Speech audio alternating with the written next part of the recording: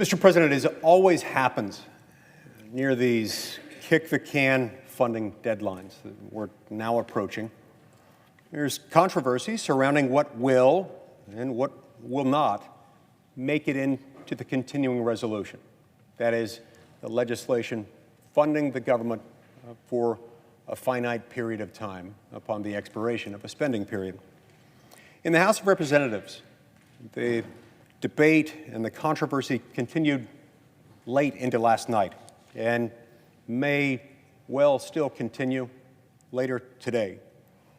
Here in the Senate, there are a number of senators, including me, who are not inclined to give consent to expedite a funding measure that supports and funds President Biden's unconstitutional and sweeping vaccine mandate without holding a vote on that mandate and whether we should fund that part of government charged with enforcing it. Now, to be very clear about all of this, Senator Schumer, as the majority leader, could have done this without our help.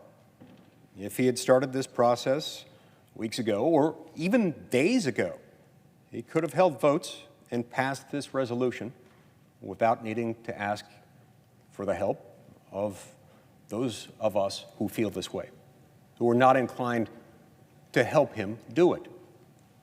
Senator Schumer is in a bind due to his own delay and his own denial. He's asking all of us to help him. Now, I've offered a very simple solution, a very reasonable solution. I'm not asking that a poison pill or a pet project be included. No, I'm not asking for dramatic reforms or draconian cuts. Far from it. I just want to vote on one amendment.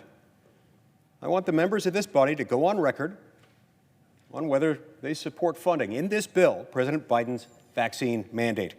The American people have a right to know through our votes where we stand, and where we stand in connection with this bill on a germane amendment, one that pertains to that. A simple up or down, yes or no, simple majority vote.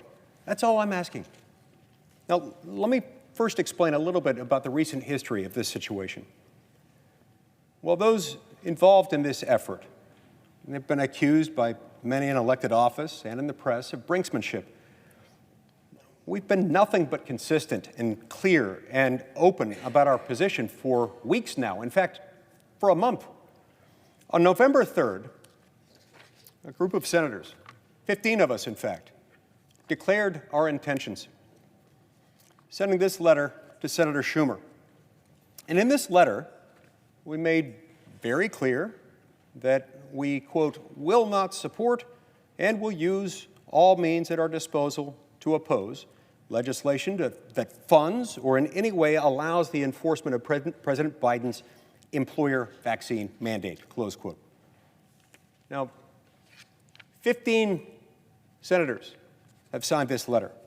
And there it is, right there in black and white, the words that I just read in that letter from a month ago.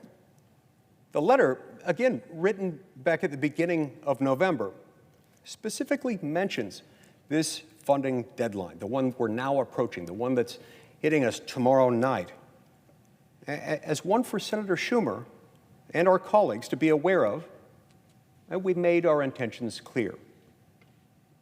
We did so out of courtesy to the majority leader and to those we represent, to the American people, those who will be affected by these matters. And now, as a matter of political convenience, he and others are saying that their unwillingness to come to the table,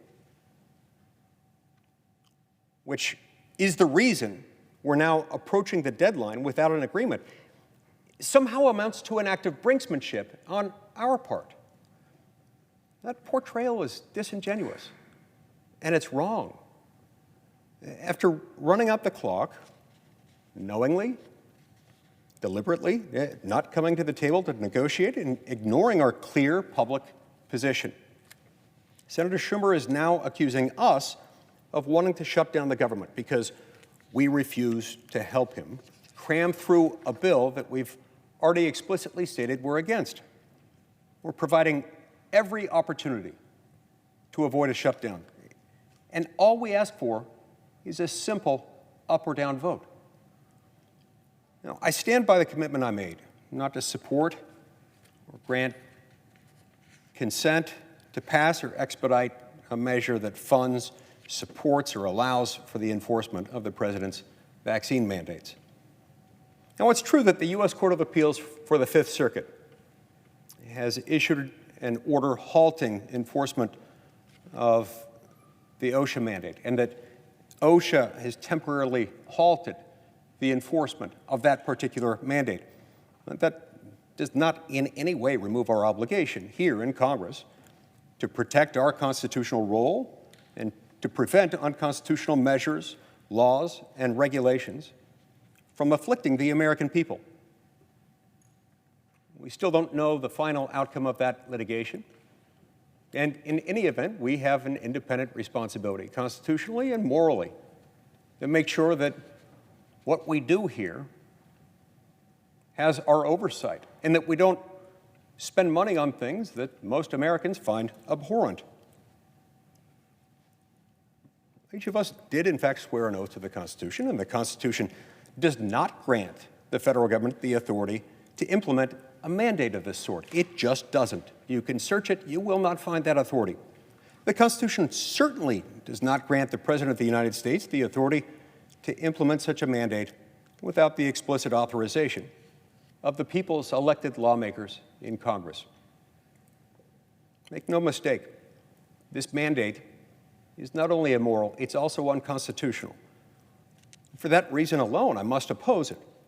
But, Mr. President, the harms certainly don't stop with the damage that's being done to our constitutional order. Millions of Americans are at risk of losing their jobs due to this mandate. While court orders are offering at least a temporary protection, these Americans are still anxiously awaiting lasting protection from Congress, and currently could receive at a moment's notice the final ultimatum to be vaccinated or lose their jobs. In fact, in fear of the huge fines that the Biden administration is threatening against businesses that don't comply once the mandate is enforced, many companies are already imposing these requirements on their workers. Countless businesses and hundreds of Utahns who are at risk of closure or dismissal have reached out to me. Their stories are heart-wrenching. These are good people. They're our friends and our neighbors. They're neighborhood businesses and American manufacturers, mothers and fathers trying to get by in increasingly difficult economic times. There are millions of them across the country. Over 500,000 workers in Utah alone are at risk of unemployment due to this mandate. As I've said each time I've spoken on this, I'm not against the vaccine. In fact, I've gotten the vaccine. My family's gotten the vaccine. I've encouraged people to get the vaccine. I am against the mandate. I recognize that these vaccines are protecting Americans from the harms of COVID-19, and that the government has no business, no authority, and no justification to make millions of Americans second-class, unemployable pariahs. Even if the federal government did have that authority, which it doesn't, the President of the United States could not exercise it unilaterally, not without an act of Congress. Our economic condition is increasingly dire. Inflation is becoming long-lasting. The supply chain crisis has shown the prime value of American workers. And you know, I can't think of a worse time to kick them to the curb. I want to be very clear. I don't want to shut down the government. The only thing I want to shut down is Congress funding enforcement of an immoral, unconstitutional vaccine mandate.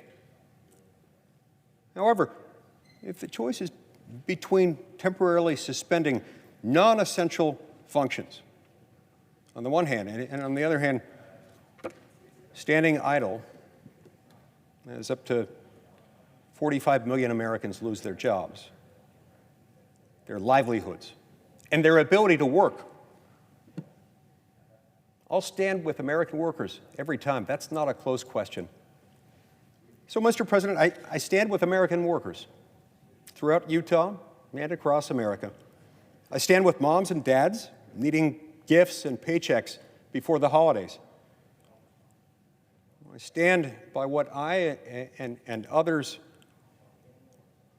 committed to as our word. That word given a month ago without response. I won't support a continuing resolution that funds President Biden's grievous, immoral, unconstitutional vaccine mandate. And I just want to vote on it in connection with this spending bill. All I'm asking for is a vote. It would take 15 minutes. We could do it right now, in fact. If Senator Schumer wants to avoid this vote so badly that he will shut down the government rather than hold it, he should explain why. We can fix this situation right now. Let's hold a vote. Let's hold it right now. Thank you, Mr. President.